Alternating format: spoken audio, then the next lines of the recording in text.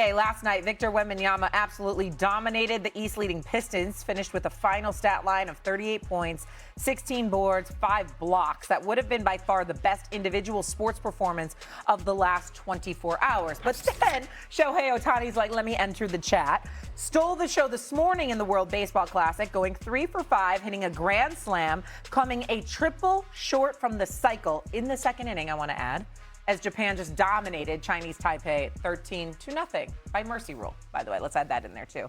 So now the question becomes, would you rather pay your money, because sometimes we get some free tickets. Okay, so now we're paying our money to go see Shohei Ohtani or Victor Wembanyama. We're going to go around the horn here. Canty, who would you go with first? Oh, man, we're splitting hairs with this one. I'm going to go with Wemby, but we are talking about two players that have a really good chance at being the best in their sport all time. Like, that's what we're looking at. And I know it's sticker shock to say that, but I've never seen a player that's 7'5" move the way that Victor Wembanyama does. I guess you could start with I've never seen somebody that's 7'5", but then just to have the skill set that Victor Wembanyama does, just the spectacle of it all, to me is what gives him the edge over Shohei Ohtani. But Shohei Ohtani is a beast in his own right. Again, we talked about what he did in the WBC this morning. He was one triple away from hitting for the cycle in the second inning. This is a guy that had 2 quality starts in the playoff run that the Dodgers just went on the way to winning the World Series. And that wasn't the best element of his game in 2025. It was his hitting.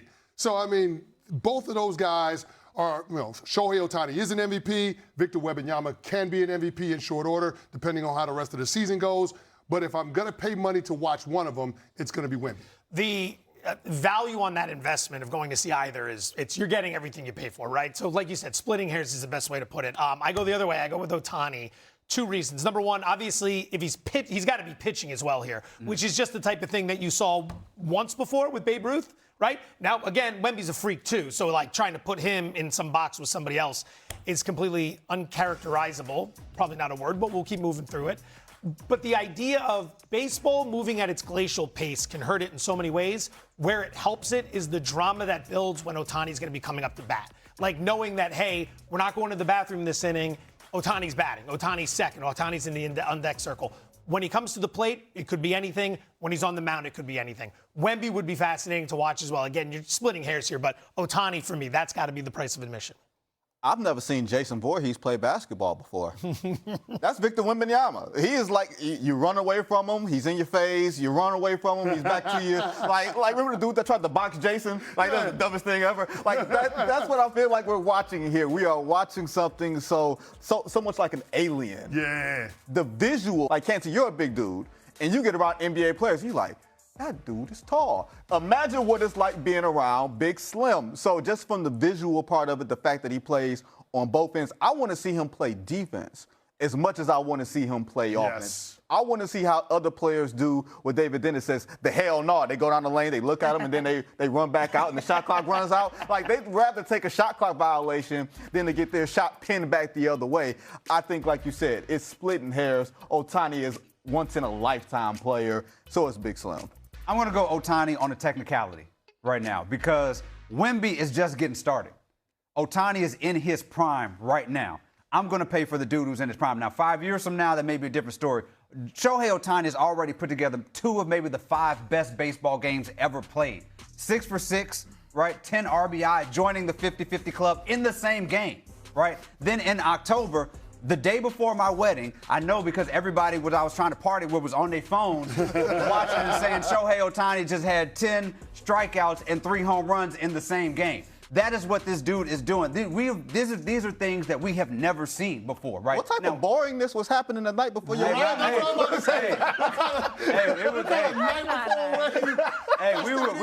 We were turning up on Frenchman Street, and yet still the phones were going off because of what this man was doing. People were walking by, the brass bands are playing, people stopping looking at the TV because of what Shohei Ohtani was doing in New Orleans in the middle of the night. That's the type of ticket that this dude is. Now, don't trip on the wedding. It was a good time.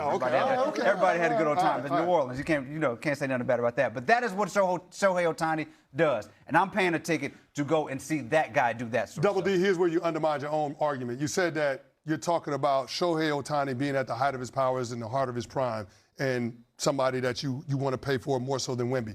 Wemby still could win MVP this year, and we're acknowledging that he's nowhere close to as good as he's going to be. And then here's the other thing. We don't have to wait for every fifth day to see Victor Wembanyama play defense as well as offense. That's what makes it more valuable, though.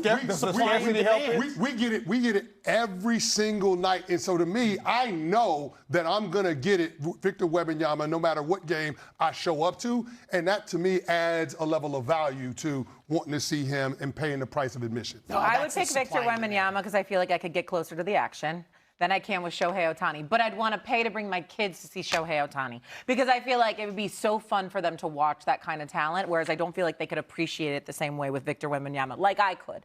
Like this, I have a tall husband, like Canty's a tall guy too. I mean, he's a foot taller than him. Like, it's insane. Your kids can't see his face. Exactly. I don't feel like they could appreciate it. So I would love to bring them to watch Ohtani, but I would love to sit close to the action and watch Wembanyama do what he does. I don't know that we'll ever see something like this. Victor Wembanyama walks around on the defensive end of the court with his arms by his side just to dare players to shoot. Because if he has his hands up, they're going to hit you with the hell no. Just like Double D said. It's like me out there playing with my brother's kids, like with my nephews. That's what it looks like when I'm watching Wemby play in an NBA game. And I know these guys are tall, but he is leaps and bounds bigger in terms of stature than anybody else on the court. It's a freak show, and that's a part of why we love sports, because it's the spectacle of it. Remember how we used to look at George Mirasan and Manute Bol and like, man, let's go see these guys play. George Mirasan in commercials and stuff like that. This dude could actually play. He can actually play. Rare is the guy who's going to win Defensive Player of the Year and also is a serious threat on the offensive side. Like, normally Defensive Player of the Year is Rudy Gobert. Doesn't do a whole lot on offense. Draymond Green facilitates but isn't dropping 20-plus a night. Certainly isn't knocking down threes on a regular basis. This is the best defensive player in the game and a major threat on the other side of the court as well. So this is why they could potentially win the championship. There you go. Not this year. I thought maybe we'd pull him in. Well, speaking of, Ohtani has done this in the World Series. I may be getting a World Series ticket when I'm seeing Ohtani. So you're going to pay the big bucks, is what you're saying. I'm like, forget a regular season. I'm going to play all the money. Ohtani is an all-star on a team of all-stars. He trumps the rest of the roster, and that team is loaded with future Hall of Famers. You watch Ohtani at the All-Star game, it's like you think you're a celebrity till Beyonce walks in the room. Ohtani is Beyonce walking in the room at the All-Star game. That's true. Coming up here on First Take, who should win NBA Rookie of the Year? Is it Cooper Flagg or is it Con Knitpo? We have a take that might surprise you there. Plus, Aaron Rodgers, remember he led the Steelers to a division title. But would they actually be better off without him this upcoming season? Someone says they need to move on. More First Take next.